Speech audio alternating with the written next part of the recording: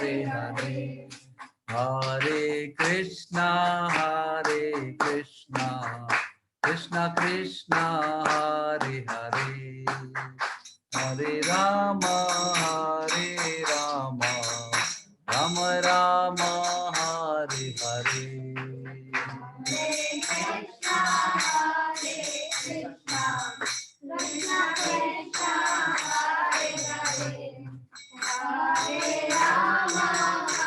वो भी लगाना, वो भी लगाना। हरे कृष्णा कृष्णा कृष्णा हरे हरे, हरे राम राम राम हरे हरे। हरे कृष्णा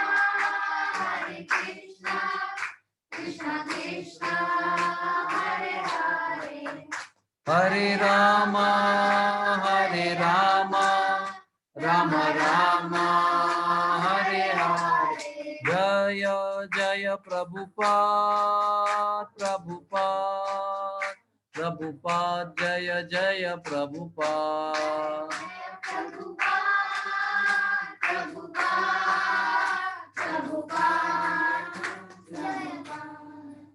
श्री राधा माधव भगवान की, श्रील प्रभुपाद की, निताई गौर प्रेमानंदे। जय जय श्री राधे श्याम। ओम नमो भगवते वासुदेवाय, ओम नमो भगवते वासुदेवाय, ओम नमो भगवते वासुदेवाय। हरे कृष्णा कृष्ण कृष्ण हरे हरे, हरे राम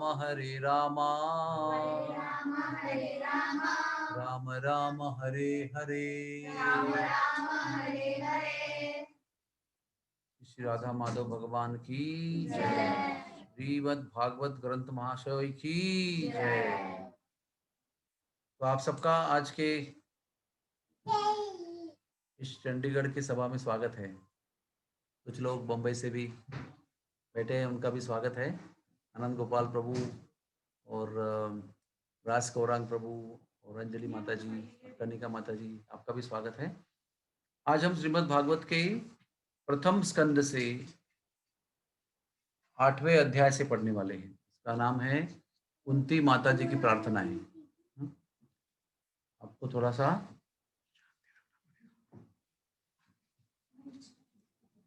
24वां श्लोक है 1.8.24।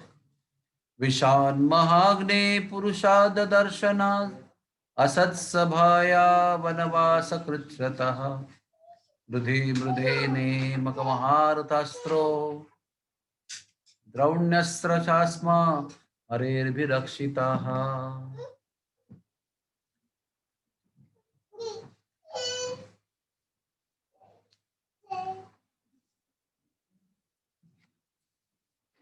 हरे कृष्ण। तो इस श्लोक का अर्थ इस प्रकार से है, थोड़ा संक्षेप में उसका पार्श्वभूमि इस तरह से है, बैकग्राउंड। कुंती देवी भगवान से प्रार्थना कर रही है और कुंती देवी का जीवन जो है बहुत संघर्षों से गुजरा हुआ है, बहुत चुनौतियां और परीक्षाएं हो चुकी हैं। तो अभी भगवान द्वारका जा रहे हैं। सब कुछ हो गया, अभी महाभारत हुआ, हस्तिनापुर का राजकारण हुआ, सब कुछ हुआ। अभी सब कुछ महाराज युधिष्ठिर राजा सिंहासन में बैठ गए हैं, कुछ ठीक हो गया। अभी भगवान वापस लौट रहे हैं द्वारका में। जब वापस लौट रहे हैं तो कुंती देवी वहां पर आती है और भगवान से प्रार्थना करती है, भगवान से अपना मन का निवेदन। दरवाजे से बंद कर देना, जितने भी दरवाजे हैं।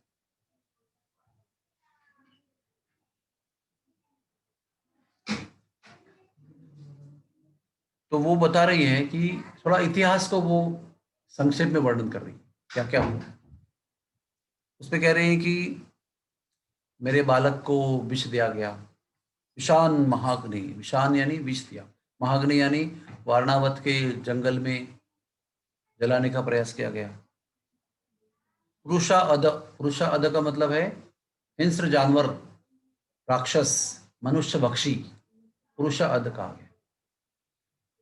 तो हिडिंबा राक्षसी थी ना, हिडिंबा राक्षसी, उसका बेटा हिडिंबा से युद्ध करना पड़ा भीमसेन को, बाद में उसका ही पुत्र निकला, वो बात अलग है। और वनवास कृच्छतः यानी वनवास में बहुत सारा कष्ट भोगा ना उन्होंने, 12 साल वनवास, 1 साल अज्ञातवास, बहुत कष्ट का समय है। तो ये सबका वो एक रिवीजन कर रही है। और क्या कह रही है कि उसके बाद में क्या हुआ, उसके बाद में महाभारत का युद्ध हुआ। ऐसा नहीं कि ऐसा होने के बाद समाप्त हो गया, महाभारत का युद्ध हुआ और भयंकर योद्धाओं के साथ उनको युद्ध करना पड़ा। कोई साधारण लोग नहीं थे वो, भीष्मदेव, द्रोणाचार्य, शकुनी, दुर्योधन, कर्ण, ऐसे महान महान लोग थे उसके अंदर। वो भयंकर संघर्ष रहा जीवन में, और अब लग रहा था कि समाप्त हो गया, अभी ऐसा लग रहा था। तो उसमें से अश्वत्थामा ने ब्रह्मास्त्र चला दिया ताकि कुरुवंश का आखिरी वंश जो है गर्भ में, वो भी समाप्त हो जाए। तो कैसे है ना, एक के बाद एक के बाद एक के बाद संघर्ष चल रहा है।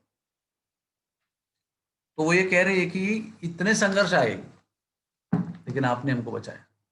जितने भी संघर्ष आए, उधर एक चक्र में गए तो उधर बकासुर का संकट आया, बकासुर को फिर वध हुआ उसका। तो बहुत सारे संकट इस दुनिया में आते रहे। तो कुंती देवी ना ये पूरी प्रार्थना में एक भगवान को अपना एक कृतज्ञता व्यक्त कर रही, अपना भाव व्यक्त कर रही। फाइनली कैसा है ना कि मनुष्य कैसा होता है कि जब भी दुख होता है ना जीवन में, तो दूसरे को ब्लेम करता है कि तुम्हारे वजह से हुआ, तुम्हारे वजह से हुआ, तुमने ऐसा नहीं किया इसलिए ऐसे हुआ।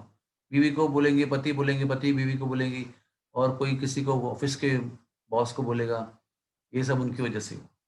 लेकिन जब भी कुछ अच्छा होता है ना, तो मैंने किया, है ना। और वो किसी ने भी किया होगा, हम जानते भी है कि इसने किया इसलिए हुआ, लेकिन मैंने किया, उसका श्रेय हम लेंगे। लेकिन कुंती देवी कह रहे हैं कि इतने संकट आए, वास्तव में भीमसेन ने बकासुर को मारा, भीमसेन ने हिडिंबा को मारा। विदुर के सलाह के वजह से वो वारणावत से भाग भाग गए ना, वो उधर सुरंग खोदा, वो सब कुछ तो विदुर जी की योजना से हुआ। विष नहीं, विष निकला तो फिर वो नीचे के जो सांप थे वो काटे उन्होंने, तो फिर विष निकल गया उनका। ऐसे लौकिक दृष्टि से बहुत अलग अलग लोग उसमें इन्वॉल्व थे। लेकिन कुंती देवी जानती है ना, भगवान की भक्त है, जानती है कि सब भगवान की इच्छा है, इसलिए वो हम लोग बच गए। तो ये पहला श्लोक है, इसमें हमें संक्षेप में समझना है कि हमारा जीवन जो है ना, वो कभी भी संकटों से मुक्त नहीं है। माम उपेत्यंत कौन्तेय दुखालयम अशाश्वतम। यहाँ पर है ना, कोई भी सुख की गुंजाइश भगवान ने नहीं की है। नो इन्वेस्टमेंट, यहाँ पर जो भी इन्वेस्टमेंट है ना, वो खाली दुख की है। और दो दुखों के बीच में जो गैप होता है ना, उसको हम सुख कहते हैं। जैसे आपने आप किसी या किसी ने आप किसी को आपने ऐसा बाल पकड़ के ऐसा जल के अंदर डुबा के रखा है, ऐसा बहुत देर तक दबा के रखा है, और कुछ देर आप उसको छोड़ते हो तो एक चैन की सांस लेता है वो, तो सोचता है कितना सुख प्राप्त मिला मुझे। लेकिन वो दुख का अभाव है खाली, है ना। अंदर था तो वो चौकअप चौकअप हो रहा था, एक क्षण बाहर निकाला तो थोड़ा हवा ली, उस सांस लिया उसने, तो उसको लगा कि देखो कितना सुख है इस हवा में। फिर बाकी दिन तो हवा में रहता है वो, तभी उसको सुख का अनुभव नहीं होता है।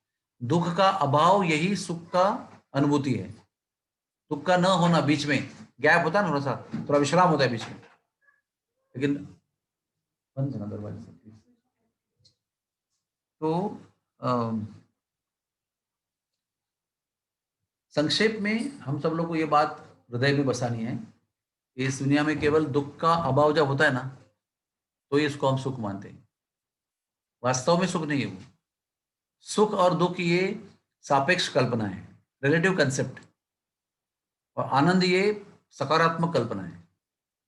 आनंद का कोई काउंटर पार्ट नहीं है, सुख का काउंटर पार्ट है दुख, और दुख का भी है सुख। ये आनंद ये एब्सोल्यूट संकल्पना है, अपनी जगह पर स्थित है, उसका कोई उसके बदले में ऐसा धूप और छांव ऐसा कुछ नहीं है। आनंद आनंद है, और आनंद हमारा आपका स्वभाव है सबका। मोस्ट इंपॉर्टेंट थिंग, हम लोग सब लोग यहाँ पर दुखी क्यों हैं?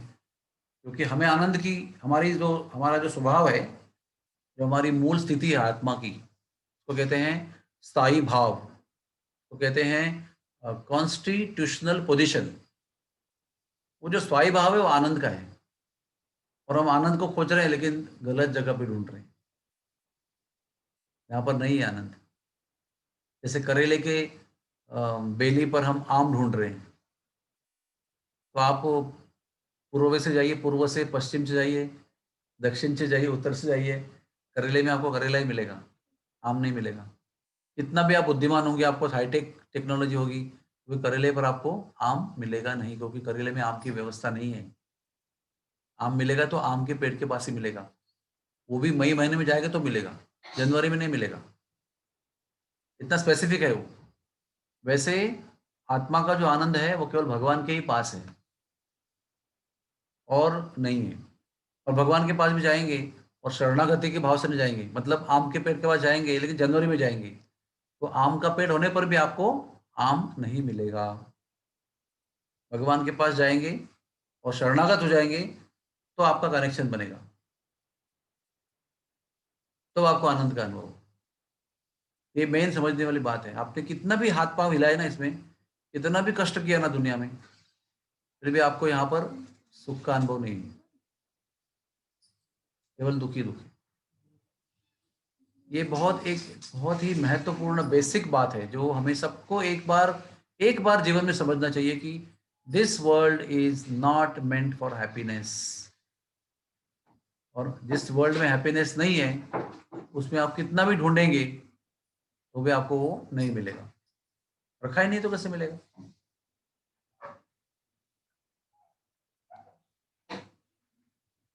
वेलकम। तो ये श्लोक है, दोबारा एक बार पढ़ते हैं उसको। विषान्महाग्ने पुरुषाद दर्शनात् असत् सभाया वनवास्कचत्रः मृधे मृधेनेक महारथास्रतो द्रौण्यस्रतस्रास्म हरेर्भिरक्षिताः। लाइन से दुखों का वर्णन किया है और बाद में कहा है हरेर्भिरक्षिताः, हरेर अभिरक्षिताः। इसका अगला श्लोक अभी कैसा है? ये एक भूमिका है। कुंती देवी ने एक लिस्ट बता दी कि ये हमने कष्ट भोगा, आपके वजह से बच गए। लेकिन अगर हम होते ना उस जगह पर, बोलते भगवान हम आप तो भक्त थे आपके, फिर भी देखो कितनी दृष्टि बुरी कष्टों की। मोबाइल पे हाँ हो गया। तो फिर भी हमको कष्ट हुआ, भगवान आपने ऐसा क्यों किया? आपकी भक्ति करके क्या फायदा हुआ? आपके भक्त बने रहे फिर भी इतना कष्ट हुआ।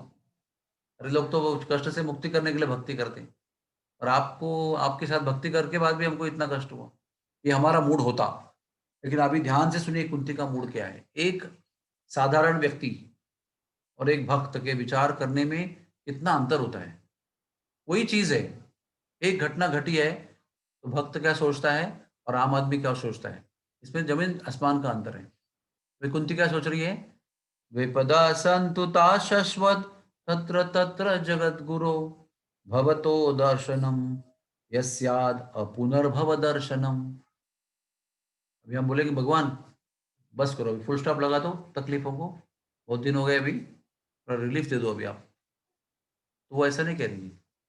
वो कह रही है कि मैं ये इच्छा करती हूँ कि जितने सारे प्रकार के वर्णन मैंने किए ना दुखों के, वो बार बार आते रहे।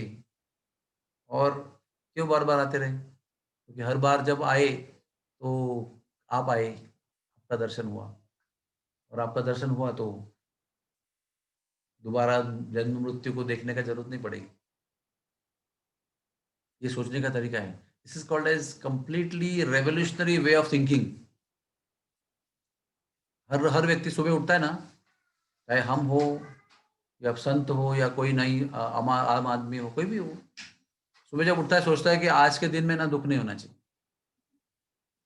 बताओ आप सब सोचते कि नहीं, आज के दिन में जो कल हुआ था वो आज नहीं होना चाहिए, जो कष्ट हुआ था, कल तकलीफ हुई तो आज नहीं होना चाहिए।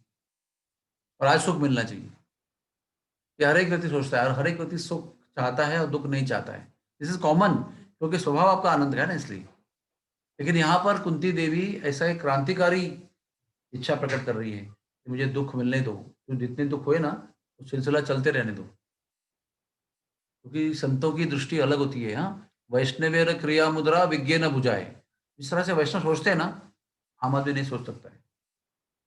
वो क्या सोचते हैं कि जब कष्ट आए, हमने आपको याद किया, हमने आपको याद किया तो आप आए, प्रत्यक्ष या अप्रत्यक्ष तरीके से आप आए, आपने हमको बचाया, और आप आए, आपका दर्शन हुआ, मतलब क्या हुआ, जन्म मृत्यु से मुक्ति हो गई।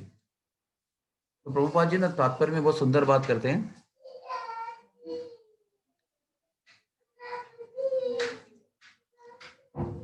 प्रभु जी सॉरी, तो भगवान कहते, प्रभुपाद जी बताते हैं कि जो भक्त है भगवान का, उसके लिए कोई भी दुख जो है वो भगवान का, भगवान की शरणागति स्वीकार करने के लिए एक रीजन होता है।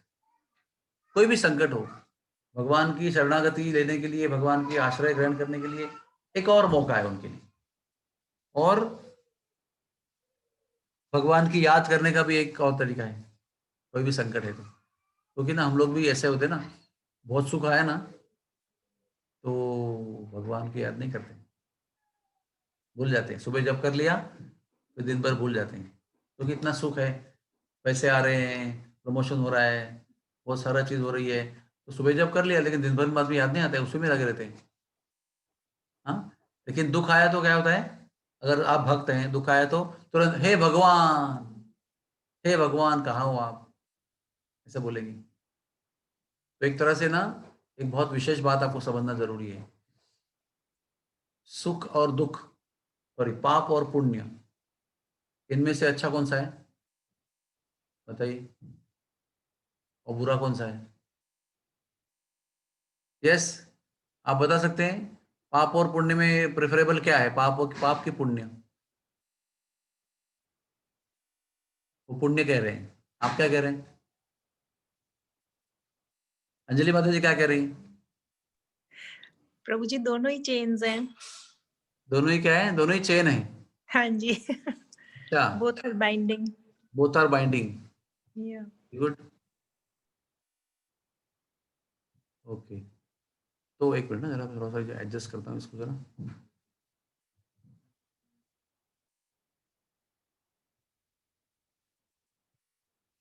तो वास्तव में पाप और पुण्य में अगर आपको चुनना है, तो आपको पाप ही चुनना पड़ेगा। आप बोलेगा ऐसा तो सुना नहीं कभी हमने, पाप तो दुख देता है। लेकिन पाप है ना, अच्छे और बुरे की व्याख्या किससे की जाती है? अच्छी वो चीज है जो आपको भगवान का स्मरण दिलाती है, पवित्र वो चीज है जो आपको भगवान का स्मरण दिलाती है, भगवान का संबंध कराती है, भगवान से मिलाती है। और बुरी वो चीज है जो भगवान से आपको जुदा कर देती है। अभी आपको समझ में आया कि पाप और पुण्य को ऐसी व्याख्या क्यों कर रहा हूँ। अगर धन दौलत, अगर प्रमोशन, अगर सौंदर्य, अगर कीर्ति आपको मिलती है, वो आपको भगवान से बुला देती, भगवान को बुला देती है, तो वो अशुभ है।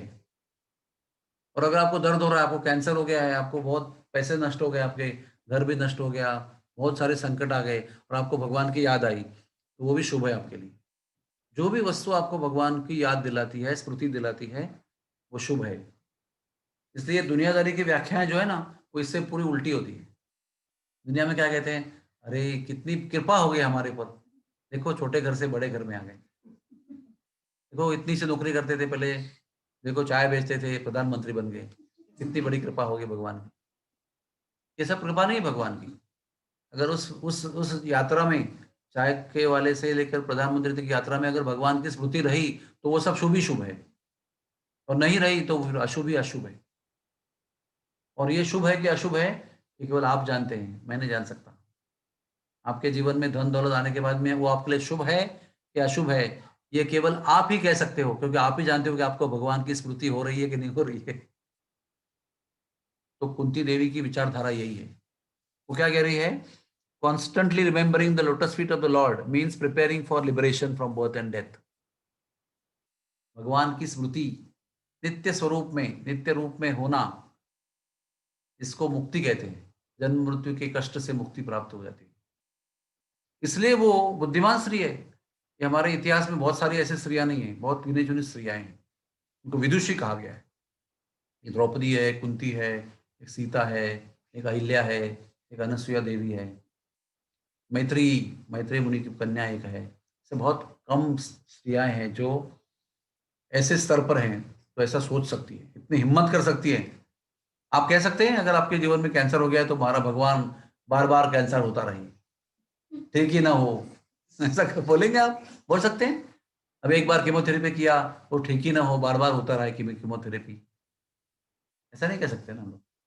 लेकिन ये ऐसे ही बैठ के एरे गोरे के बीच में नहीं कह रही है, भगवान के सामने खड़े होकर कह रही है। कितनी हिम्मत है उसको, क्योंकि भगवान शायद आपकी इच्छा पूरी कर सकते हैं अगर आप मांगेंगे तो। ऐसे भी संभावना है ना वहां पर। ऐसे भी किधर भी बोलना ठीक है, एक डायलॉग मार दिया लोगों ने, वाह वाह कर दिया, वाह क्या बात है, ऐसे करके खत्म हो गया। लेकिन भगवान के सामने कहना कितनी हिम्मत की बात है कि भाई दे दो।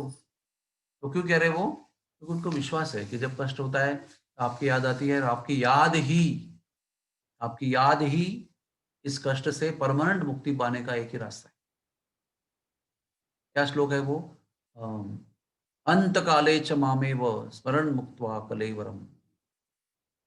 और एक भी श्लोक है, यम यम वापी स्मरण भावम त्यजते अंति कलेवरम, तम तम एवैति कौन्तेय सदा तद्भाव भावितः। उन्होंने स्मृति पर जोर दिया भगवान ने। स्मृति बहुत इंपॉर्टेंट है। श्रवण से आरंभ होता है, फिर हम कीर्तन करते हैं, जप करते हैं, लेकिन श्रवण कीर्तन करने से क्या निर्माण होता है? स्मृति। जो भी आप बोलते हैं ना दिन में, और जो भी आप सुनते हो, वही आपकी स्मृति में रहता है। अभी आपने 3 घंटे का सनसनीखेज मूवी देखा कोई, हमारे टाइम पे तो शोले, हाँ कोई देख लिया भयंकर मूवी। मुझे याद है अभी भी, मैं आपको अनुभव की बात बता रहा हूँ। जब मैं शोले देख के आया था ना, तो 3 से 4 दिन तक मेरा दिन रात पिक्चर में घूम रहा था, फुल डायलॉग के साथ। उसके बाद कोई त्रिशूल देखी थी, उसके बाद भी वही त्रिशूल चल रहा है। हाँ, फिर कोई जंजीर देखी थी, वही चल रहा है। और जितनी भी मूवी देखी थी ना, वो मूवी 7 दिन तक चलती थी मुंह में, मन में। ऑडियो, इस ऑडियो विजुअल ना, आप श्रवण कर रहे हैं, आप देख रहे हैं, आपकी सारी इंद्रियां उसमें लगी हुई हैं एकाग्रता से, उसका परिणाम कई दिन तक रहता है। और अभी भी कभी आपने गलती से कुछ देख लिया यूट्यूब पर, कई घंटे आपका दिमाग में चलता रहेगा। और उसी जगह पर यूट्यूब पे आपने कोई प्रोग्राम देख लिया भगवान का, या कोई गुरु जी का लेक्चर देख लिया, वो भी चलता रहेगा आपके मन में। इसका मतलब क्या है? श्रवण, जो आप सुनते हैं, देखते हैं, और जो आप बोलते हैं, चर्चा करते हैं, डिस्कस करते हैं, आपकी चर्चा में कौन सा विषय है, वही आपके स्मृति का विषय बनेगा। इसलिए आपको सोचना यह है कि मैं क्या सुन रहा हूं और मैं क्या बोल रहा हूं, दोनों का मिक्सचर बन के आपकी स्मृति बनेगी, जो विषय में होगा वो। तो आपकी श्रुति से क्या अंदर लेना है और आपके मुख से क्या छोड़ना है, ये आपको तय करना है, क्योंकि वही आपकी स्मृति बनेगी, और वही स्मृति आपके आगे की यात्रा का बेस होगा। अगर स्मृति आपकी धन की है, धन के बारे में सुनते हो, all time Bombay stock exchange का देख रहे हो, सुन रहे हो, वही चर्चा चल रही है, कैसा होगा, कौन सा ऊपर जा रहा है, कौन सा नीचे जा रहा है, क्या मंदी आ रही है कि वृद्धि हो रही है, यही चलता रहेगा, तो स्मृति किसकी होगी? धन की होगी। और वो आप लगातार 5 दिन हफ्ते में कर रहे हो, महीना भर कर रहे हो, आप अभी नए नए एंट्री कर चुके हो, तो अब दिन रात मेहनत करोगे उसके अंदर। तो सपोज उसके अंदर मृत्यु हो गई आपकी, सॉरी टू से, तो क्या होगा? धन की स्मृति में मृत्यु हो गया, तो धन के पास दोबारा जन्म दिलाएगी आपको। जहाँ पर धन है, यहाँ पर आपकी योग्यता है, लेकिन धन के पास ही आपकी अगली जन्म की व्यवस्था हो जाएगी। या आपका विवाह नहीं हुआ है, और आप दिन रात घर में चर्चा चल रही है, ये लड़की देखो, वो लड़की देखो, ये अच्छी नहीं थी, वो क्या हुआ, वो और देखो कोई, वो क्यों नहीं मिल रहा है, भगवान लड़का शादी क्यों नहीं हो रही है। आप सुन भी होती वही बातें रह रहे हैं, वही उसी प्रपोजल की सुन रहे हैं, उसी के बारे में डिस्कस कर रहे हैं, उसमें अचानक मृत्यु हो गई, तो क्या होगा? वो स्त्री जो विवाह करना है, उसी के विषय में आपका वहीं पर जन्म होगा, जहां पर आपकी चेतना होगी। हो सकता है किस किस चिंतन पर हमारा ध्यान तो होगा, नोबडी नोज।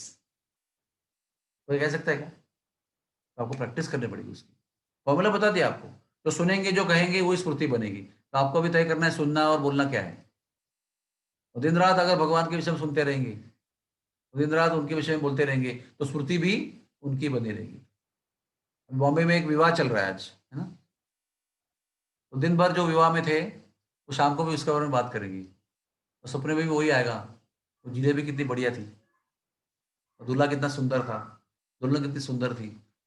उसकी घर में आके भी चर्चा करेंगे, अरे वो शादी के भोजन में तो जिलेबी तो बहुत बेकार थी। है ना।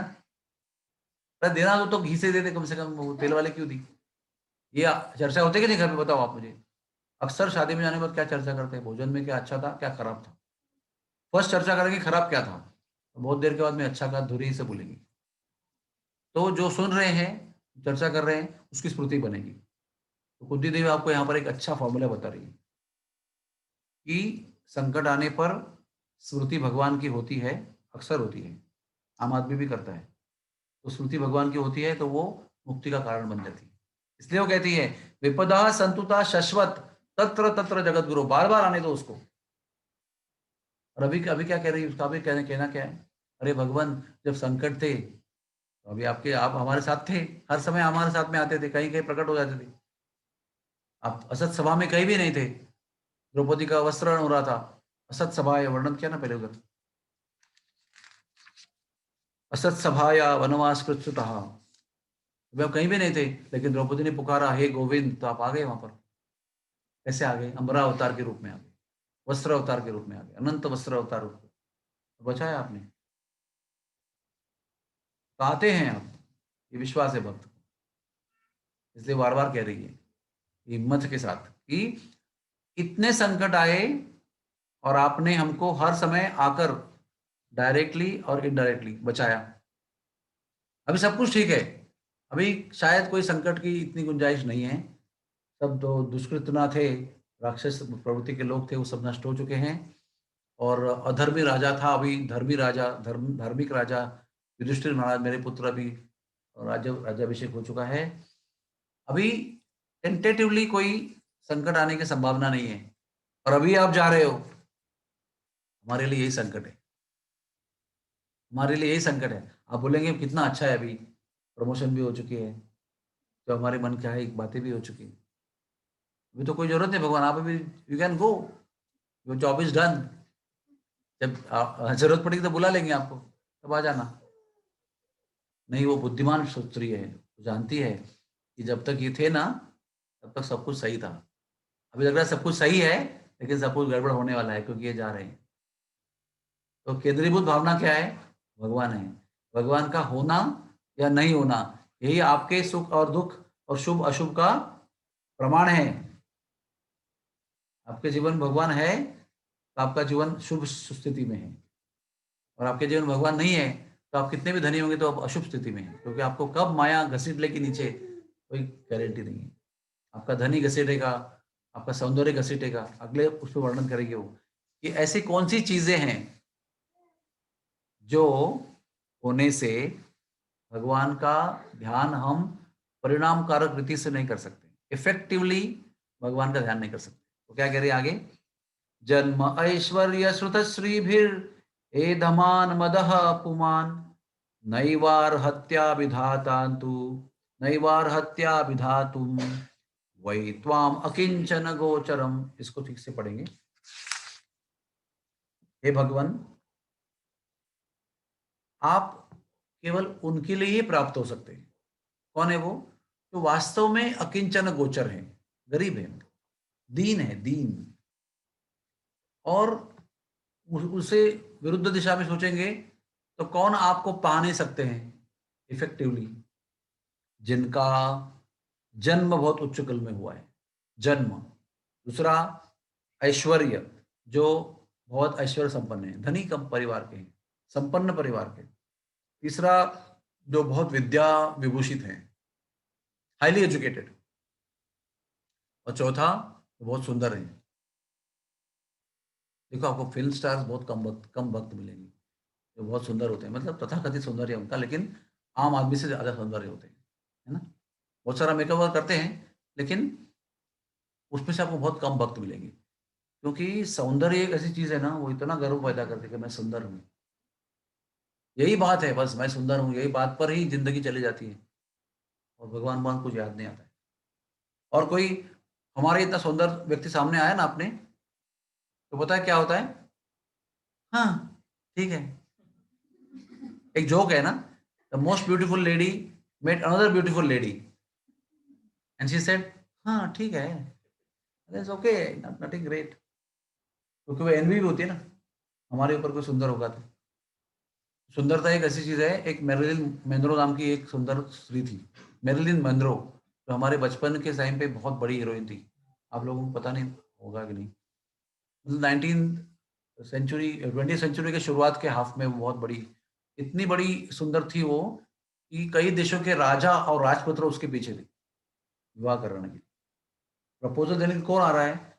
अनेक देशों के राजा, प्रधानमंत्री, प्रेसिडेंट्स उसके पीछे थे। इतनी सौंदर्यवती थी वो। मैंने उसका फोटो भी देखे हैं, बहुत पुराने ब्लैक एंड व्हाइट वाले। बहुत अप्रतिम सुंदर थी वो। लेकिन आप देखिए सुंदरता कैसी होती है। अभी सुंदर तो हम भी थे एक समय पे, लेकिन बुढ़ापा तो आने वाला है ना। और ऐसे भी कहा गया है, षोडश वर्षे गर्दभी, 16 साल की उम्र में गधी भी बहुत सुंदर दिखती है। जवानी का ऐसा एक वसंत ऋतु जीवन में भगवान ने उत्पन्न किया है कि 16 वर्ष में घोड़ी जो गधी गधी होती है ना, वो बहुत सुंदर दिखती है। लेकिन समय आने के बाद में क्या होता है? अभी आप वो, कभी कभी देखता हूँ फोटोग्राफ, माला सिन्हा और वो वहीदा रहमान के फोटो देखता हूँ, कितनी सुंदर थी वो स्त्री। अभी देखो कैसे दिखती है। शर्मिला टैगोर को देखो आप, क्योंकि हमारे बचपन की हीरोइन थी जो बहुत सुंदर मानी जाती थी। तो ये जब स्त्री मैरिलिन मेनरो, जब उसके चेहरे पर एक लकीर आई ना पहली बार, वो दुखी हो गई वो। फिर दूसरी आ गई, फिर मेकअप से ढका उसको, लेकिन फिर भी तीसरी आ गई। फिर ऐसी स्थिति आ गई कि मेकअप के बाद भी वो लकीरें दिख रही है। कुछ लकीर रखती है मेकअप से, फाउंडेशन से, और कुछ दिखाई पड़ती है कि मेकअप करने के बाद भी ये बुजुर्ग व्यक्ति है, ये आपको पता चलता है। 60 ईयर्स का व्यक्ति मेकअप करेगा तो 24 ईयर का लगेगा नहीं वो, 35 का 30 लगेगा, लेकिन 70 ईयर्स का 35 लगेगा नहीं, है ना? एक कॉमन सेंस है ना। तो वो इतनी डिप्रेस हो गई ना, उसने बाहर जाना ही बंद कर दिया, क्योंकि पूरी दुनिया उसके सौंदर्य से प्रभावित है। उसका नाम ही सौंदर्य के लिए है। उसको देखने के लिए लोग आते हैं, तड़पते रहते हैं। तो उसको वो बात ही सहन नहीं हुई कि मैं वृद्धा हो रही हूँ, मेरा सौंदर्य प्रकृति के और काल के प्रभाव से कम कम हो रहा है। ये उसको सहन नहीं हुआ, और उसने चार दीवारी में अपने अपने को बंद करना तय किया। और चार दीवारी में जब वो व्यक्ति बंद होता है ना, जैसे कोरोना में, तो क्या होता है बताइए? आप बताइए। डिप्रेशन। 7% लोगों को कोरोना हुआ है, लेकिन 50% समाज मनोरुग्ण से, क्या कहते हैं उसको, तनाव से ग्रस्त है आज, आज की तारीख में। 7% लोगों को कोरोना हुआ है और वो ठीक भी हो चुके हैं। और 50% पॉपुलेशन जो है, जनता जो है, वो मनोवैज्ञानिक दबाव में है। तो केवल चार दीवारें रहने से उनको दिमाग उनका खराब हो गया, इतना डर बैठ गया मन में। तो ये भी चार दीवारें में बैठ गई, केवल आईना देखती थी रोज और गिनती थी 1 2 3 4, वही काम था। जो अपने सौंदर्य से इतना आसक्त है, उसका ऐसा ही होता है। अरे एक बाल सफेद हो गया।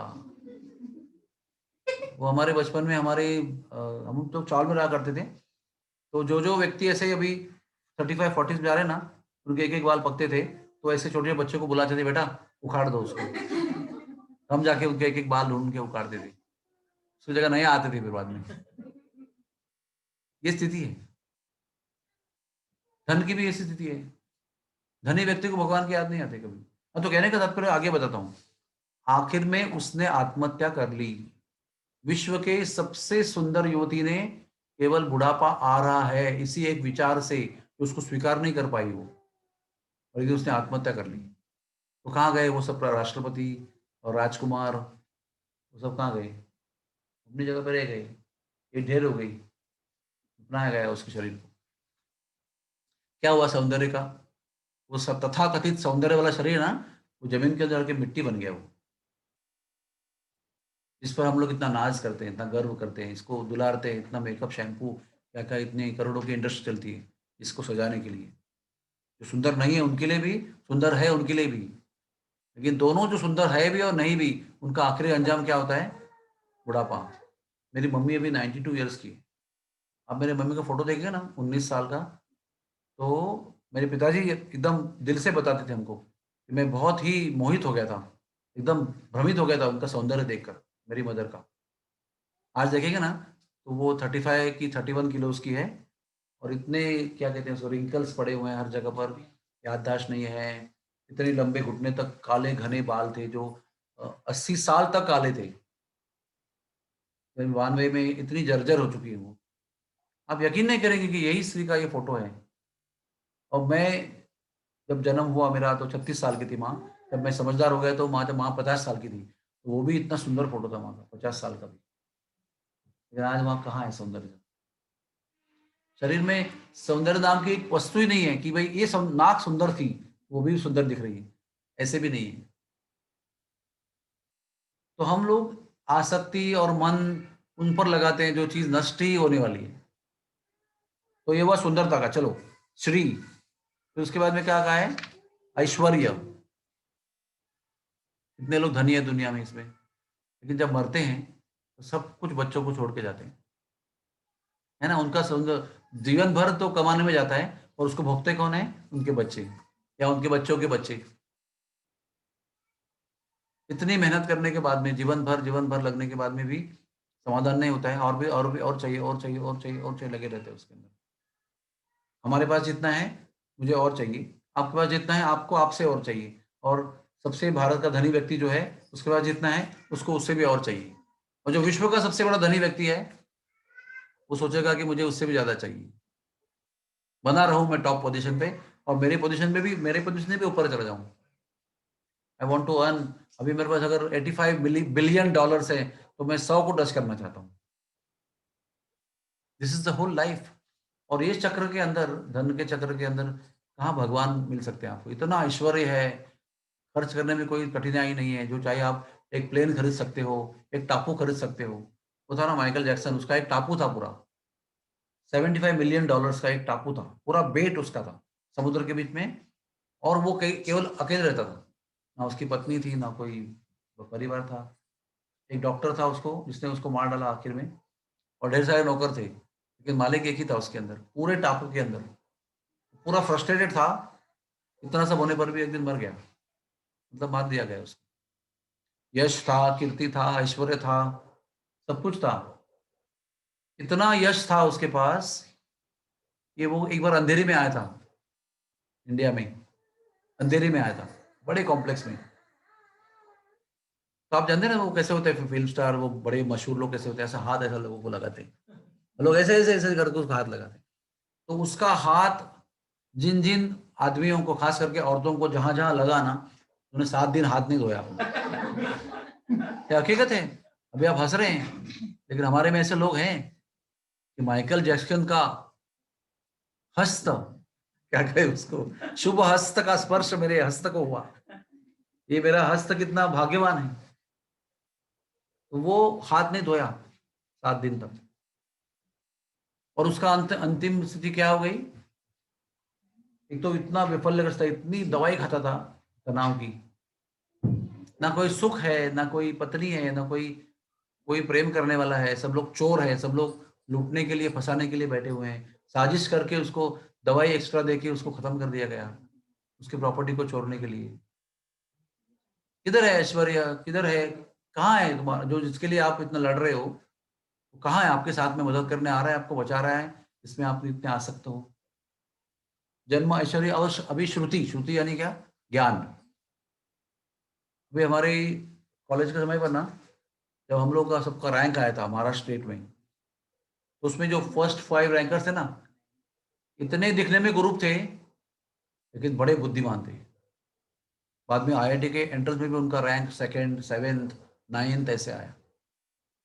दिखने में एकदम ऐसे मोटी मोटी, शायद 20 नंबर की क्लास होगी आंखों पे, ऐसे भयंकर चेहरा था उनका, लेकिन बुद्धि इतनी थी, इतनी बुद्धि का ऐश्वर्य था कि एजुकेशन तो ऐसे गया उनका, आईआईटी, फिर इसमें भी फर्स्ट आए, उसमें भी एमटेक, फिर पीएचडी, और फिर विदेश में गए, वहाँ पर भी उन्होंने DSc किया, डॉक्टरेट ऑफ साइंस, ऐसे भयंकर 10-10 डिग्रियां हासिल की उन्होंने। तो ना वो ज्ञान का भी एक घमंड उत्पन्न होता है कि मैं बहुत विद्वान हूँ। जो कॉलेज में हमारे मेरे कमरे में हरे कृष्णा के सत्संग में आते थे, और आज उसमें से एक व्यक्ति विश्व का टॉप मोस्ट डायबिटोलॉजिस्ट बन गया है। The most famous diabetic doctor is that person, जो हमारे कॉलेज में हमारे प्रवचनों में आते थे, जब भी करते थे। और जब मैं उनको अभी मिलने गया ना, तो he has no interest in भक्ति, एब्सोल्यूट नो इंटरेस्ट, क्योंकि दिन रात उनके लेक्चर चलते रहते हैं। हर सातवें दिन विदेश रहते हैं, अधिक समय हवाई जहाज में रहते हैं, यहाँ से वहाँ जाते हुए। इतना उनका अभी इतना नाम है इस विषय में, इतना ज्ञान है, इतनी अथॉरिटी है कि मुंबई के कोविड के कमिटी में वो चीफ मेंबर थे। अभी मुंबई के कोविड के 3 कमिटी मेंबर थे, उसमें से एक नाम उनका था। जब सिंपल थे, बिना इतने बड़े ज्ञान के धनी भागी नहीं थे, तभी भगवान के विषय में इंटरेस्ट था। लेकिन जब इतना बड़ा यश आ गया ध्यान के आधार पर, कोई इंटरेस्ट नहीं है। एक विषय भी हम लोग निकाल रहे थे, बात करते गए, तो भी उसको विषय को डाल के और कुछ बात कर रहे थे। तो क्या हुआ बीच में कि ज्ञान बुद्धि से प्राप्त हुआ ज्ञान जो है ना, श्रुति, वो भी अहंकार का कारण बन जाता है। और धन के लिए तो बताने की जरूरत नहीं आपको, धन तो क्या, भिखारी भी अपने एक टुकड़े पर गर्व करता है। भिखारी के पास कुछ नहीं, भीख मांग के खाता है, लेकिन उसको गर्व है कि मैं बंबई के सबसे बिजी ब्रिज पर बैठकर भिक्षा मांगता हूं। फैक्ट है, मैं आपको कोई भी चीज ऐसा जोक के तरह से मैं बता रहा हूं, ऐसा फैक्ट है। यहां तक की फैक्ट है कि जो दादर के बहुत बिजी ब्रिज पर भीख मांगता है, थोड़ा सा आपको वहां से उठना पड़ेगा बेटा, कोई बात नहीं जी, आप दूर रहो इससे बस, दैट्स ऑल। तो मैं ये कह रहा था कि दादर के बहुत सबसे बिजी ब्रिज पर बैठकर जो भिखारी भीख मांगता है, वो अपनी बेटी की शादी करता है तो दहेज में वो ब्रिज देता है उसको कि बेटा आज से तेरे लिए ये ब्रिज मैं दे रहा हूँ भीख मांगने के लिए, मैं कहीं और जाके मांग लूंगा। इतना भी उसको गर्व है कि ये मेरा ब्रिज है, ब्रिज तो उसका है नहीं, लेकिन वो सोच रहा है कि this is my place where I beg, है ना। तो कहने का मतलब क्या है, गर्व करने के लिए कोई चीज की जरूरत भी नहीं है, कुछ है ही नहीं फिर भी गर्व है। कोई भी एक फुटी कौड़ी भी आपको मिलेगी तो आप बोलेंगे मैंने आज भिक्षा मांग के 500 इकट्ठा किए, तुमने क्या 200 इकट्ठा किए। मैं देखो कितना यशस्वी भिखारी हूँ, सक्सेसफुल बेगर, है ना। ये चीज दुनिया की सत्यता है। और अगर भिखारी को भीख मांगे हुए धन का इतना गर्व है, भीख मांगने की जगह पे इतना गर्व है, तो आप लोग जायज रूप से तो कमा रहे, कितना गर्व होगा आपको। हम थोड़ी ऐसे ऐसे कहेंगे ना, हम थोड़ी वो बड़ा पाव खाएंगे, खाना है तो वो होटल में जाके खाएंगे। ऐसा होता है ना, हमारा गरीब होंगे तो रोड रोड पे भी खा सकते हैं, थोड़ा सा जरा हो गया कुछ, गाड़ी में गाड़ी आ गई तो फिर बोलेंगे थोड़ी रोड पे खाएंगे, वहां पर खाया आपने पहले, लेकिन अभी नहीं खाएंगे, बोलेंगे हम तो अभी जाएंगे इधर, और बहुत सारे रुमाल होंगे उधर, बहुत सारे लोग आएंगे कपड़े पहने हुए, आपको एक खिलाएंगे, आप उसका बहुत सारा धन दे के खा के आएंगे, क्योंकि आपकी वो स्टेटस है, मैं ऐसे ही खाता हूँ। ये तो हम लोग मध्यम वर्गीय लोगों की बात कर रहे हैं, बहुत धनी लोग क्या कर सकते हैं, हम लोग विचार भी नहीं कर सकते उसका। तो ये सब मैं इतना वर्णन क्यों कर रहा हूँ विस्तार में, क्योंकि जन्म उच्च कुल का होना, जैसे मैं ब्राह्मण हूँ, कई लोग तो ब्राह्मण है इसलिए भक्ति में नहीं आते, अरे हमको क्या जरूरत है, तो ब्राह्मण है, हमें सब पता है, भगवत गीता सब हमको मालूम है, उसी के मध्य में ही रहते हैं और भक्ति वगैरह कुछ कर नहीं सकते, क्योंकि जन्म इनका इतना श्रेष्ठ है। अभी कोई बोलेगा प्राइम मिनिस्टर का लड़का हूँ, उसी में चूर रहता हूँ, कोई बोलेगा मैं मुख्यमंत्री का भाई हूँ, उसी मत में रहता हूँ, तो मैं मुख्यमंत्री का भाई, बस बड़े बाप का बेटा हूँ, उसी में ही मत रहता है। और इतनी मस्ती आती है, फिर वो गुनाह करते हैं, बलात्कार करते हैं, चोरी करते हैं, जगह यहाँ वहाँ खरीद के उसको ट्रांसफर कर देते हैं, वो क्या क्या ढेर सारी संपत्ति जमा करते हैं। क्यों? क्योंकि मुख्यमंत्री का भाई हूं मैं, और लोग भी सम्मान करते हैं, कोई मुख्यमंत्री का भाई है ये। तो ये सब बातें जो मैं बता रहा हूँ कि ये सब भगवान से अलग करने वाली बातें। जन्म जब उच्च होता है, धन जब अधिक हमारे पास होता है, हम लोग बहुत बुद्धिमान और विद्यावान होते हैं और हम बहुत सौंदर्यवान होते हैं। तो कुंती देवी यहाँ कह रही है कि आप भगवान की भक्ति आसानी से नहीं कर सकते। आपकी शरणागति की भावना नहीं आ सकती।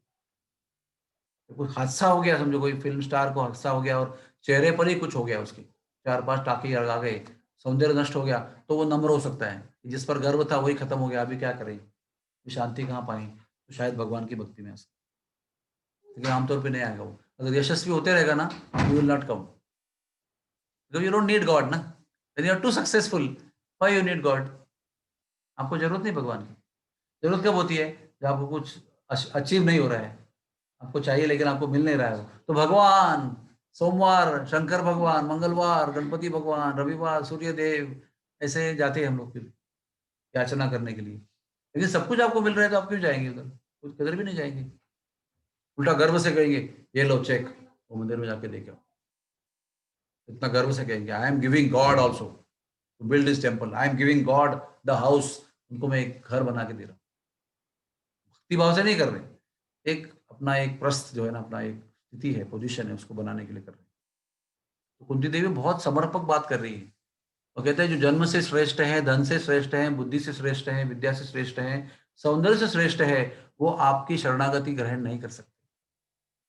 तो आप किसको, कौन व्यक्ति आपकी शरणागति ग्रहण कर सकता है? त्वाम अकिंचन गोचरम, जो दीन है। दीन का मतलब ये नहीं कि गरीब होना चाहिए, बात याद रखना। डोंट थिंक दीन मतलब गरीब है, कुरूप है, बुद्धू है, मूर्ख है। जरूरत नहीं है। दीन मतलब ये सब होने पर भी जो दीनता बनाए रखता है, उसको आप प्राप्त होते हो। और ये सब नहीं है जिसके पास, वो नेचुरल दीन रहता है, उसके भी आप हो। क्या कहते हैं हम लोग, जिसका कोई भी नहीं होता, खुदा होता है उसका यारो, बोलते हैं ना हम लोग। वो भी सही है, क्योंकि जन्म, ऐश्वर्य, विद्या और सौंदर्य जिसके पास नहीं है, वो नेचुरली नम्र रहता है। गर्व करने के लिए उसके पास है ही नहीं कुछ। ना दिखने में सुंदर है, ना विद्या है, ना कुछ पैसा है, कुछ। गर्व किस पे करे व्यक्ति? 4 चीज़ पे करेगा ना व्यक्ति। चारों चीज़ नहीं है तो फिर नेचुरल नम्र रहता है। वो ज़्यादा भगवान की ओर प्रवृत्त रह सकता है, ईज़िली भगवान को प्राप्त कर सकता है। और वो जो इन सबके होने पर भी ज्ञान के आधार पर नम्रता बनाए रखता है, वो भगवान को प्राप्त कर सकता है। तो ये बड़ा विचार करने का विषय है कि इतना सब होने पर भी नम्रता कैसे बनाए रखें? वो संत की कृपा होगी तो हो सकता है। संत की कृपा होगी ना, संत की कृपा होगी तो ये हो सकता है। ये चमत्कार संत की कृपा के बिना नहीं हो सकता है। धनी होने पर भी नम्र होना कितनी मुश्किल बात है। सुंदर होने पर भी नम्र होना, गर्व नहीं करना सौंदर्य पर,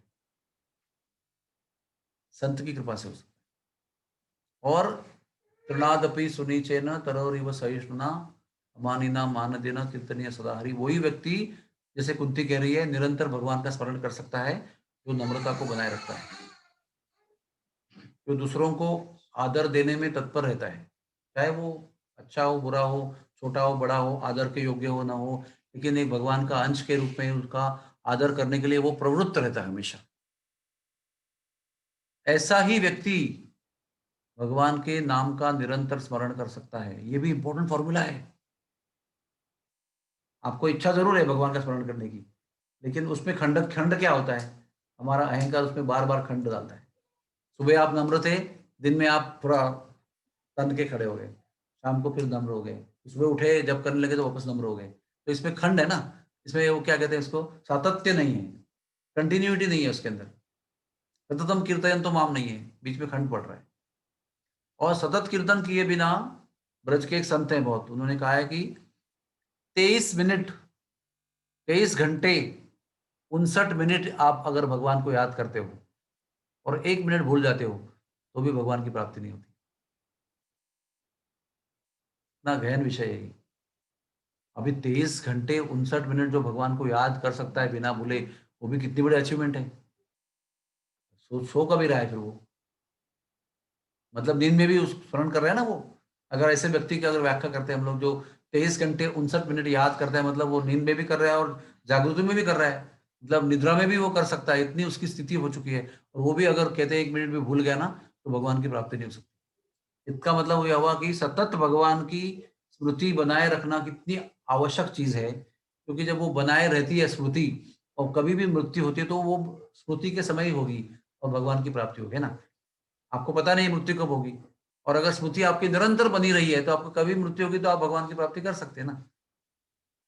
इसलिए अगर निरंतर भगवान की स्मृति प्राप्त करनी है तो दूसरों को आदर देना बहुत जरूरी है।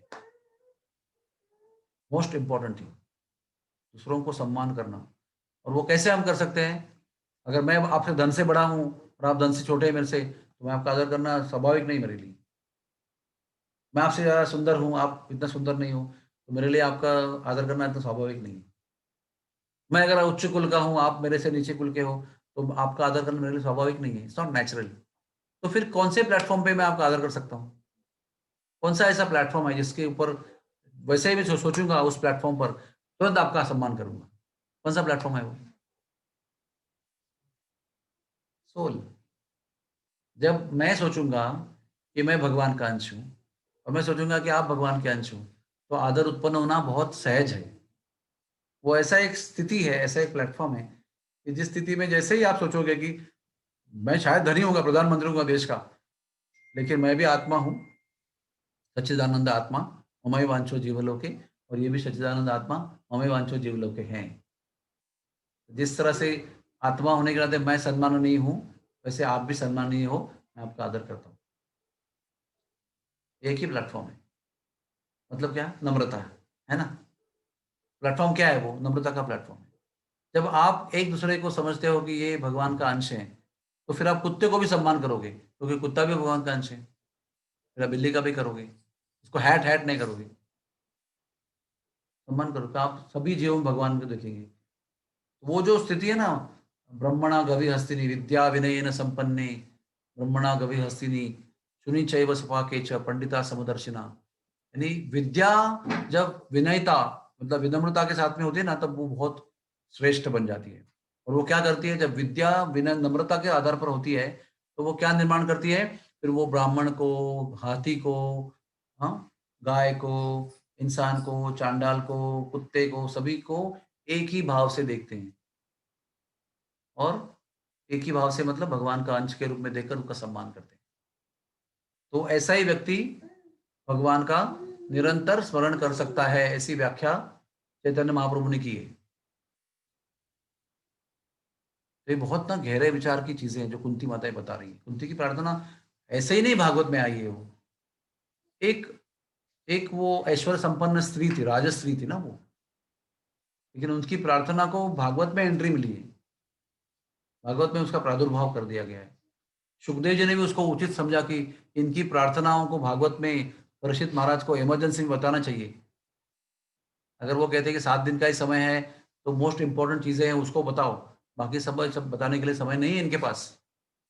ऐसे होते हुए भी कुंती की प्रार्थनाओं को उन 7 दिनों के वर्णन में स्थान दिया गया, उचित स्थान दिया गया, और भागवत के शुरू में बताया, प्रथम स्कंद में बताया। मतलब जब भागवत शुरू हुई, तो तुरंत उन्होंने शायद पहले दिन बताया होगा। तो फर्स्ट स्कंद पहले दिन आया होगा ना। तो इसका मतलब ये कुंती माता जी की प्रार्थनाएँ बहुत महत्वपूर्ण है। और इस पर बहुत गहरा है, एक-एक श्लोक है ना, ऐसा इतना गहराई में है कि प्रभुपाद जी इसको गाते थे, और गाकर उन्होंने रिकॉर्डिंग करके रखा है, और भक्ति वेदांत अस्पताल में ये रिकॉर्डिंग हमेशा बजते रहता है। इस श्लोक हम लोग ऑलमोस्ट रोज सुनते हैं। विपदा संतुता शाश्वत तत्र तत्र जगद्गुरो, ऐसे प्रभुपाद जी करताल लेकर उसको गाते रहते हैं। पूरा कितनी प्रार्थना है सब गा रहे हैं, और इन प्रार्थनाओं को लोग याद करते हैं। कार्तिक महीने में उनको उच्चारण करते हैं, अधिक मास में उच्चारण करते हैं, पवित्र समय पर उच्चारण करते हैं। इतनी महत्वपूर्ण प्रार्थना है, क्योंकि इतने महान महान विचार जो है वो माता ने भगवान के सामने प्रकट किए। देखो, एक आखिरी बात बताता हूँ आपको मैं, कि जीवन में हम क्या चाहते हैं? सुख चाहते हैं, है ना? दुखों का सिलसिला चल रहा है, तो कब बंद होंगे, कब बंद होंगे, कब बंद होंगे, ऐसा हम सोचते रहेंगे। कब खत्म होगा ये सब? पता नहीं भगवान कब खत्म। तो इनके जीवन में चलता रहा लाइन से, और वो समाप्त हो गया। आप बोलेंगे बहुत अच्छा हो गया, अभी अभी हम लोग ना चैन की नींद सो सकते हैं। हम लोग क्या चाहते हैं? चैन की नींद चाहते हैं। और चैन की नींद के लिए दुखों का सिलसिला बंद होना चाहिए। तो अभी चैन की नींद लेने का समय आ गया है। लेकिन कुंती देवी की विचारधारा क्या है? अभी संकट शुरू होने वाला है। जब चैन की नींद सोते हैं ना, जैसे ये मराठी में कहते हैं गाफिल, गाफिल मतलब क्या, अनअवेयर, तो हिंदी में क्या कहते हैं, बेफिक्र। संकट सबसे लापरवाह, संकट सबसे कभी कभी आता है जब हम लापरवाह होते हैं। जब सतर्क होते हैं ना, तो हम उसका सामना ठीक से कर सकते हैं। लेकिन लापरवाह व्यक्ति कैसे, लापरवाह व्यक्ति रहेगा तो वो संकट में अधिक गिरेगा। तो वो सोच रही है कि अभी सब कुछ ठीक हो गया है, सब दुख समाप्त हो गए हैं, अभी कोई दुख की गुंजाइश नहीं है, जो मन चाही चीजें सब कुछ हो चुकी है, अभी हम चैन की नींद सो सकते हैं। तो वो बुद्धिमान स्त्री है, प्रगत उन्नत स्त्री है, इसलिए वो क्या सोच रही है, now the real danger is expected. When the most danger is expected, when you don't expect the danger, that's the most dangerous situation, है ना? When you don't expect danger at all, that is we are most vulnerable to danger. जब आप सतर्क रहते हो ना, तब आप अच्छी स्थिति में हो। वो जो था ना ओसामा बिन लादेन, वो कैसे मर गया, नॉट एक्सपेक्टिंग कि कुछ डेंजर हो सकता है। गन भी दूर रखी थी उसने, मतलब इतनी इधर ही थी, लेकिन इतनी दूर थी कि वो उठा नहीं पाया उसको, उसके पहले उसकी मौत हो गई। मतलब वो बेफिक्र था उस समय कि मैं इतना ऐसी अनजान जगह पर बैठा हूँ, इतने किसी को पता नहीं है, ऐसी जगह बैठा हूँ, यहाँ पर कौन पहुंच सकता है, कहाँ से आएगा, कोई व्यक्ति आ नहीं सकता यहाँ पर। लेकिन जब सबसे अधिक लापरवाह था तो हवाई मार्ग से लोग उतरे, और उसको कभी कल्पना ही नहीं थी कि इस स्थिति में कुछ हो सकता है। उस स्थिति में बंदूक को पहुंचने के पहले उसके अंदर गोलियां चली और खत्म हो गया वो। तो क्या कहते हैं हम लोग, क्या नजर हटी दुर्घटना घटी, रोड पे लिखा रहता है हमेशा, हाईवे पे। When we are most ऐसा रिलैक्स्ड, तभी दुर्घटना होती है। जब हम सतर्क रहते हैं, अरे अभी तो यहाँ से यहाँ तो हो रही, मुझे तो यहाँ से 28 में छोड़ के जाना है, बेल्ट क्यों लगाए, उधर ही दुर्घटना होती है। When you are least expecting, that's the time you get danger in life. तो ये बात कुंती को पूरी तरह साक्षात्कार के रूप में पता है। She is aware and she is fully realized कि this is a situation, अभी सबसे डेंजरस स्थितियां शुरू होने वाली है, क्योंकि अभी भगवान जा रहे हैं। इनके सुरक्षा कवच में इतने दिन थे तो संकट में भी बचे हुए थे, अभी इनका सुरक्षा कवच जाएगा तो सबसे डेंजरस कंडीशन आएगी। ये भक्त है, this is devotee, this is intelligence, इसको ही दिव्य बुद्धि कहते हैं। मराठी में एक कहावत है, जो न देखे रवि तो देखे कवि। मतलब जो सूरज भी देख सकता नहीं, वो कवि देखता है अपने बुद्धि से और अपने इमोशन से। वैसे भगवान का भक्त जो है ना, वो आम आदमी जो देख नहीं सकता, वो देखता है कि दिस इज डेंजरस, पहचानता है बिफोर डेंजर कम्स। और डेंजर क्या है, भगवान को भूल जाना, यही डेंजर है। सबसे खतरनाक चीज दुनिया में एक ही है जो हमको असुरक्षित बना देती है, असुरक्षित बना देती है, वो भगवान की विस्मृति है। तो हमारे तुकाराम महाराज क्या कहते हैं, हेची दान देगा देवा तुझा विसर न व्हावा। कि हमें एक ही, हम आपसे वरदान मांगते हैं, एक ही वरदान मांगते हैं कि आपकी कभी कभी हम आपको भूल न जाएं, आपकी कभी विस्मृति न हो। और दुनिया में कोई डर की बात नहीं है। दुनिया में तो डर संकट तो होते ही रहते हैं, लेकिन संकट भरे स्थिति में भी अगर निडर बन के रहना है, अगर संकट से मुक्त रहना है, तो एक ही वेपन है हमारे पास, एक ही अस्त्र है, वो है भगवान की स्मृति। वो रहेगी आपकी, तो कितने भी बड़े संकट में रहेंगे तो आप तर जाएंगे। कितना भी बड़ा संकट होगा, एक भगवान की स्मृति आपको तार देगी। तो कुंती देवी बार बार बता रही है हमको, चाहे ग्रस्त हो, गृहे था को, बनने था को, सदा हरि बोले डाको, सुखे दुखे भूले ना को, बदने हरि नाम करो रे, गाए गौर मधुर स्वरे, नाम गाए गौर मधुर स्वरे। कोई सन्यासी बनने की जरूरत नहीं है, गृह थाको, घर में रहो, या बनने थाको यानी वन में चले जाओ, यानी सन्यासी हो शायद। सदा हरि बोले डाको, डाको यानी पुकारना बंगाली में, सदा भगवान को पुकारते रहो। और क्या कहा गया है, सुखे दुखे भूले ना को, सुख दुख में कभी भूलो नहीं उनको, वदने हरिनाम करो, मुख से हरिनाम करते रहो हमेशा। सबसे बड़ा वैक्सीन है वो। हमको लग रहा है अभी कोरोना वैक्सीन आएगा, हम सब लोग वही बच जाएंगे। अब एक बार वैक्सीन तो आने दो, तो हम सब संकट मुक्त हो जाएंगे। लेकिन 21 ईयर्स की मेरे क्लासमेट की सुंदर लड़की, एमबीबीएस डॉक्टर क्लासमेट था मेरा, उसकी सुंदर लड़की अमेरिका में कार एक्सीडेंट में मर गई। कोरोना नहीं हुआ था उसको, कोरोना काल में लॉकडाउन के अंदर कार एक्सीडेंट में गुजर गई वो ऑन द स्पॉट। तो कोरोना लस आपको क्या बचाएगी? बाकी बहुत सारी चीजें हैं हमको समाप्त करने के लिए, और कोरोना कोरोना करके हम इतने प्रभावित हो गए हैं कि वो आएगी, लस आएगी तो हम बच जाएंगे। ये सब भूल भुलैया है, सब माया का बड़ा खेल है ये लंबा। सबसे बड़ी वैक्सीन एक ही है, वो है भगवान की स्मृति। The highest vaccine is the memory of the lord, remembrance of the lord. Yes Raj Raghav Gauranga Prabhu, you agree with me? No other situation can save you, whether you are young, old, beautiful, not beautiful, rich, not rich, educated, uneducated, आरोग्य संपन्न या रोगी, बच्चा या बूढ़ा, या बचपन वाला कि बूढ़े वाला या जवान, किसी भी अवस्था में आप रहेंगे जीवन में, आपको अगर सबसे भयंकर डेंजर से बचना है तो एक ही वैक्सीन है, वो है भगवान का नाम और भगवान की स्मृति, उस नाम के माध्यम से आने वाली। तो नाम को उच्चारण करके और नाम को सुन के, श्रुति और कीर्तन दोनों के माध्यम से जो आपकी स्मृति बनेगी, स्मृति, श्रुति और कीर्तन से जो स्मृति बनेगी भगवान की, वही सबसे बड़ा वैक्सीन है। उसके बड़ा वैक्सीन कोई नहीं। जैसे मैं कल आप क्या ड्राइविंग कर रहा था, मैंने क्या बताया जब करने के बाद में, आई वॉज ओनली थिंकिंग कि आई मे डाई एनी मोमेंट। ऐसी गाड़ी गई, ऐसी गाड़ी गई, ऐसे फ्लैट से ऐसी गई, सडनली कोई बीच में आ गया, सडनली कट मार दिया, तो एक पलक झपकते हुए भी, एक पलक झपकने के अंदर ही आपकी जान जा सकती है। कितने भी कुशल ड्राइवर होंगे, रास्ता भी अच्छा होगा, सब कुछ ठीक है, आप रूल फॉलो कर रहे हो, कोई लेन तोड़ नहीं रहे हो, लेकिन जब आप रोड पर हो तो किसी भी क्षण मृत्यु हो सकती है, किसी भी क्षण। तो मैं जब कर रहा था तो ये सोच रहा था कि अगर मृत्यु होनी है तो भगवान की स्मृति में होनी चाहिए, तो ठीक है, भगवान का दर्शन होगा। और अगर ध्यान हट गया और बोला गुड़ किधर है, ऑर्गेनिक गुड़ कहाँ मिल रहा है, उस विचार में एक्सीडेंट हो गया, तो फिर गुड़ के खेत में जन्म होगा, गन्ने वाले खेत में जन्म होगा। हाँ, क्या आपके मन में टॉप में क्या विचार है, वही पहुंचाएगा आपको अगले जन्म में। It's not a joke, it's a fact.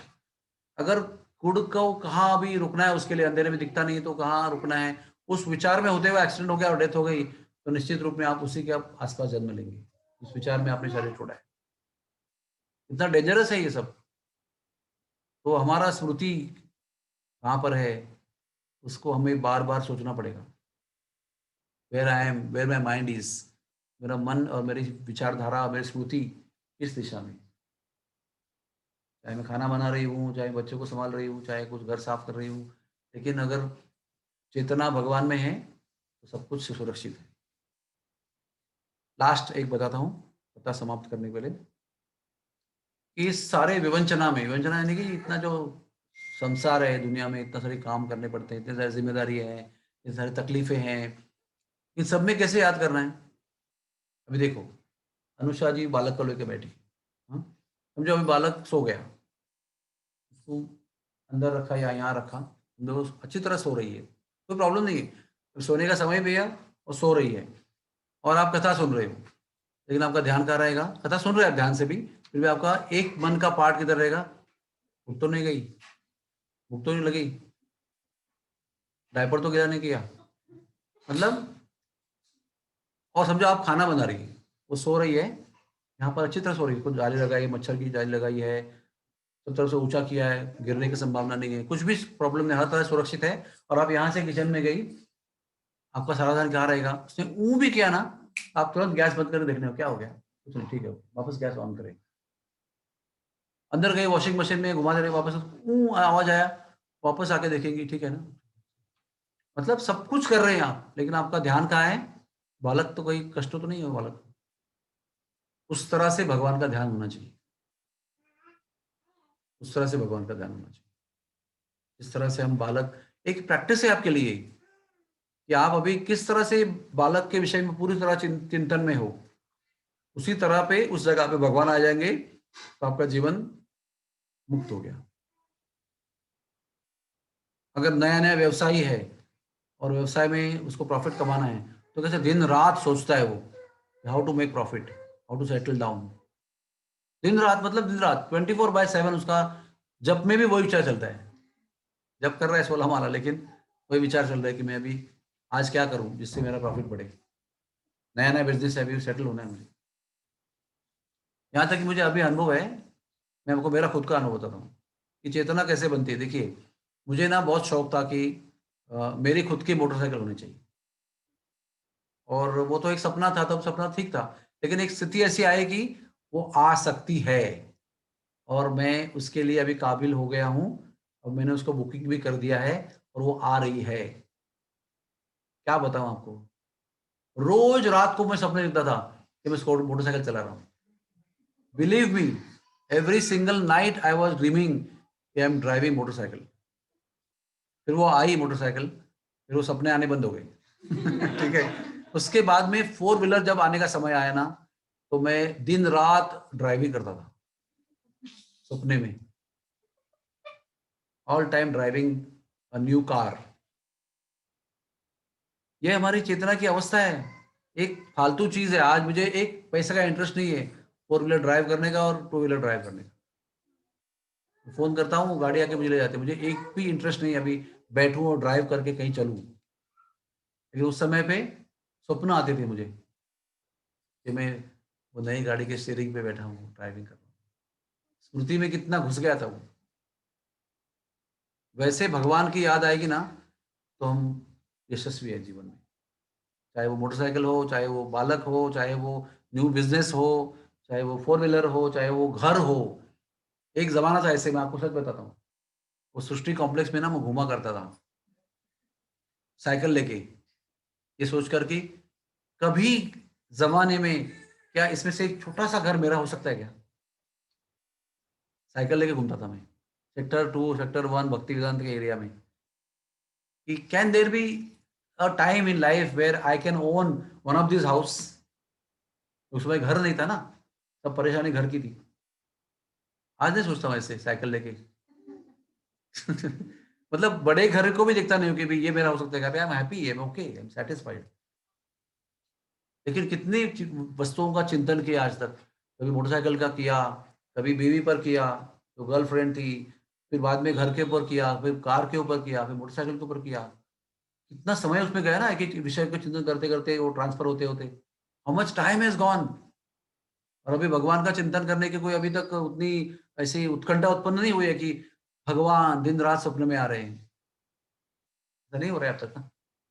इतना अभी तक वो मोटरसाइकिल उतना प्रेम नहीं हुआ है भगवान से कि सपने में मोटरसाइकिल दिख रही है। वो जब दिखेगा ना स्वप्न में, दिन में भी दिखेगा, रात को भी दिखेगा। एक मराठी में कहावत है, मनी वसे तो सपनी दिसे। मतलब जो मन में रहता है ना, वो सपने में दिखता है। आप दिन में प्रभुपाद जी बताते थे कि आपने सोने का अंगूठी देखा किसी के हाथ में, और एक पहाड़ देखा दिन में, तो आपको रात में ना सोने का पहाड़ दिखाई पड़ेगा। ऐसे प्रभुपाद जी बताते थे। हाँ, एक अंगूठी देखी सोने की और एक पहाड़ देखा, सपने में ज्वाइन हो गया वो सोने का पहाड़ दिखा। तो मन में आपके बस रहा है, वो आपको रात में दिखाई पड़ रहा है। अगर मन में भगवान बसे हैं, तो आपको रात में भगवान दिखेंगे, मिला करेंगे, आपके साथ में बात करेंगे। कब आएगा वो दिन, कबे हबे से दिन अमार, वो दिन कब आएगा मेरे जीवन में। तो उसके लिए कुछ फॉर्मूले है ना, फॉर्मूले। गर्व मत करो किस चीज पर, आज है तो नहीं है, कल धन है आज धन नहीं है, इट्स ऑल टेम्पररी। नम्र बन के सबका आदर करो, भगवान की स्मृति बनी रहेगी। भगवान त्वाम अकिंचन गोचरम है, इस बात को याद करो कि वो दीनानाथ है, वो दिनों के ही नाथ है।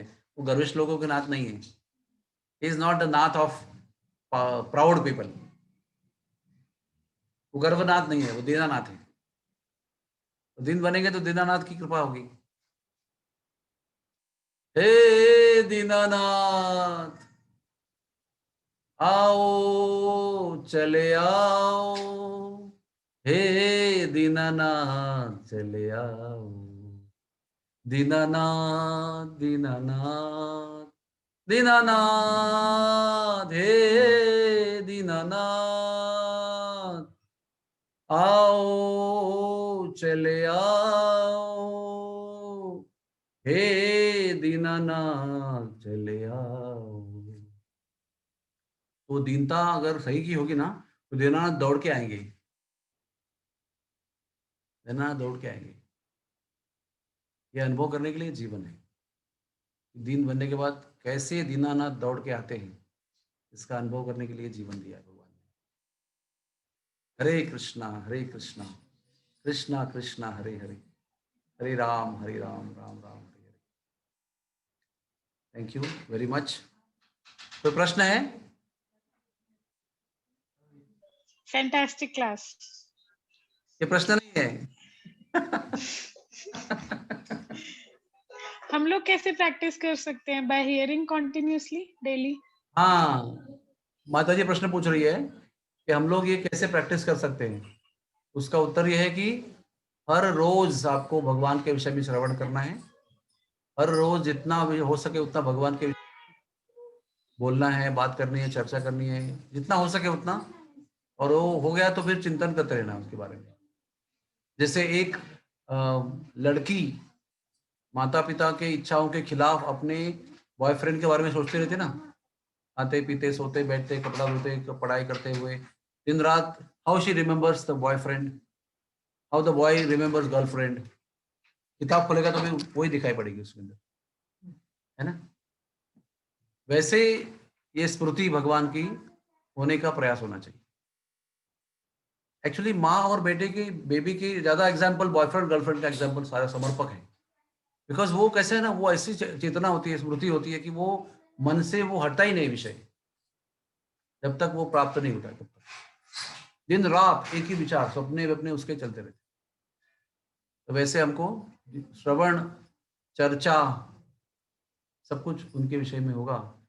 बाकी कार्य करते रहना, छोड़ना नहीं है, लेकिन उस कार्य के बनकर रहना नहीं है अपने को। जो कार्य कर रहे हैं तो कर्तव्य है, शरीर को संभालना है तो मेहनत करनी पड़ती है। गाड़ी लिए तो गाड़ी को साफ भी करना पड़ता है, सर्विसिंग भी करना पड़ता है, वो ठीक है। हम लोग जीते उसके लिए नहीं है, सर्विस करने के लिए गाड़ी के लिए। We don't live for servicing our car, right? Use the car. We don't meditate I have to service the car, दिन रात सपने आ रहे हैं सर्विस कर रहा हूँ गाड़ी की, ऐसा नहीं है। ऐसा इंस्ट्रूमेंट जो आपने खरीदा है उसको मेंटेन करना है, चलाना है, फिनिश्ड। जीना नहीं उसके लिए, जीना उसके लिए भगवान के लिए जीना है। तो you try and remember, do the activity in such a way that remember the Lord. कोशिश करना हमारा काम है। हम लोग ऐसा बोल नहीं सकते कि मैंने ऐसा किया, आज मैं दिन भर 24 घंटे भगवान की याद करूं।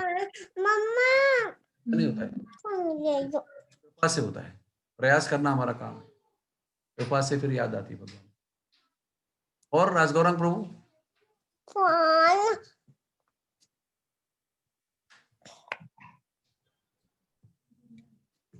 और कोई प्रश्न? यस प्रभु। तो जो प्रैक्टिकली दीन है, एक तो फीलिंग है कि हम दीन है, एक जो ऑलरेडी दीन है वो हम देखते हैं, वो तो कोई भगवान का नाम ले नहीं रहे, तो वहाँ इंडिपेंडेंस प्ले कर रही है उनकी। दीन बनने में इंडिपेंडेंस तो है ही ना प्रभु। दीन अगर बनना है किसी को तो वो अपनी इच्छा से ही बन सकता है। तो जैसे जर्मनी है, श्रुति से मैं आपको क्या बताया, आपके पास कुछ भी नहीं है फिर भी आपको गर्व होता है। भिखारी को थोड़ा उसको बंद करो आवाज को, बोल रहे हैं। सपना माता जी बंद करो आवाज, म्यूट। तो मैं क्या कर रहा हूँ कि क्या बता रहा था आपको मैं?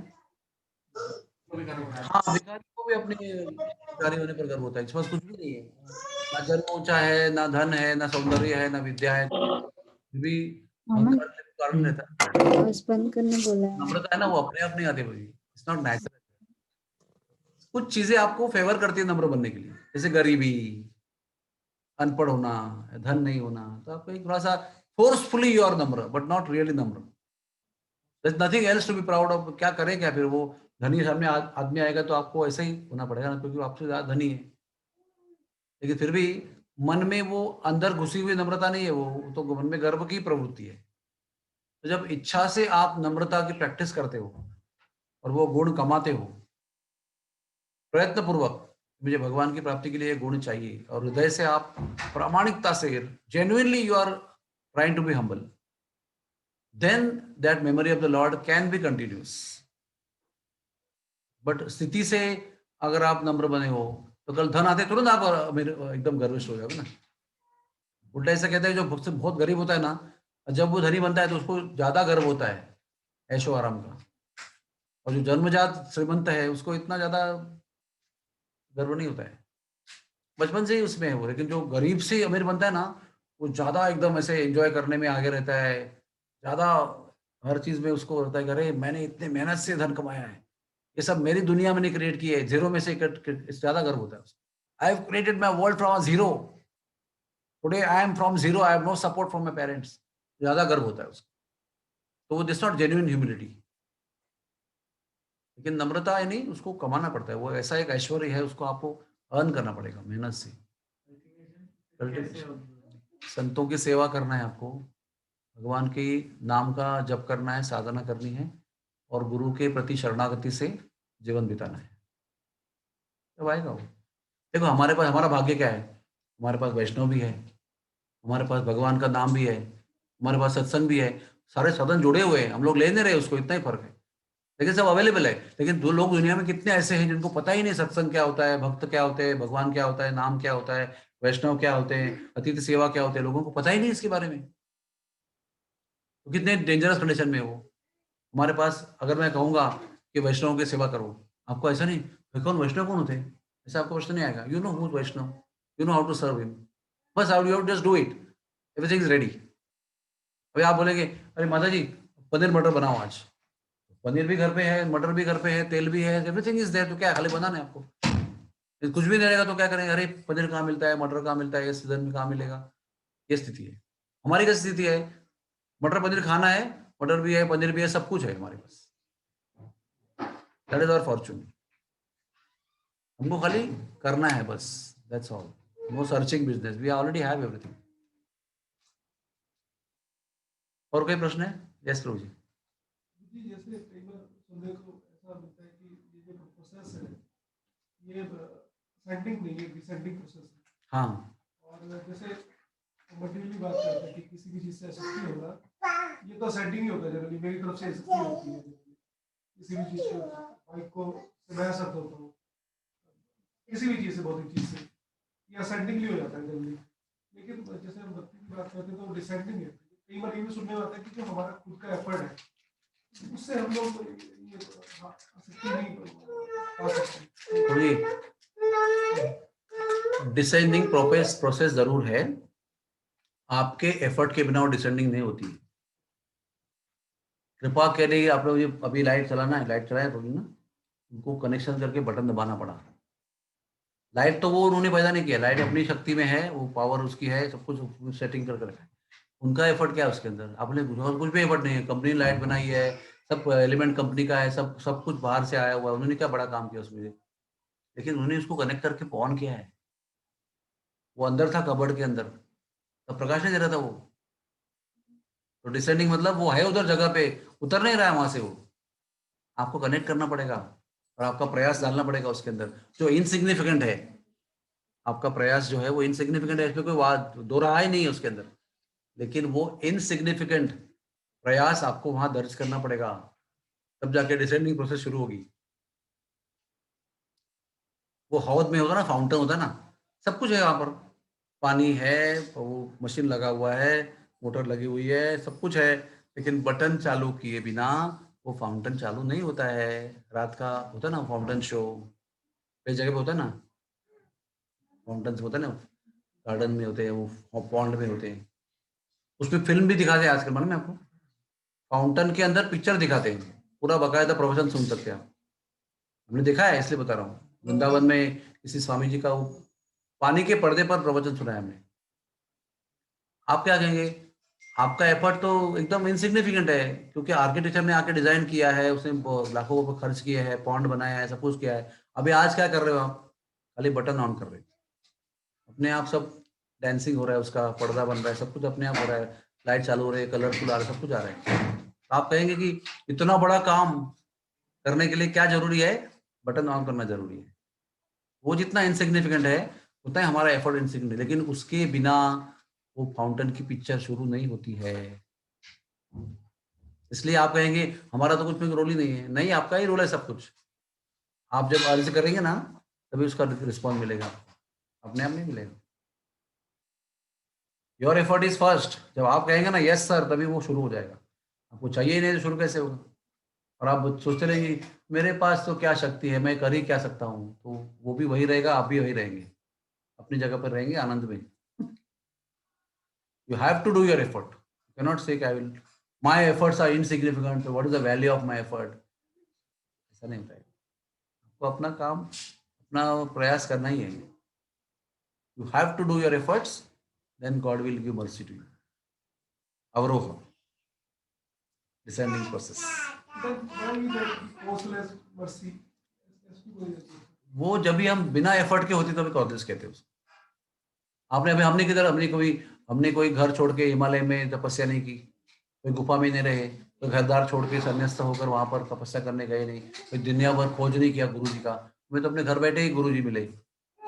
और हमारे गुरु जी ने गुरु प्राप्त करने के लिए कितना कष्ट किया है, कितना तपस्या किया, घरदार छोड़ के अमेरिका से, वैसे जैसे पैदल ही आ गए जैसे वो।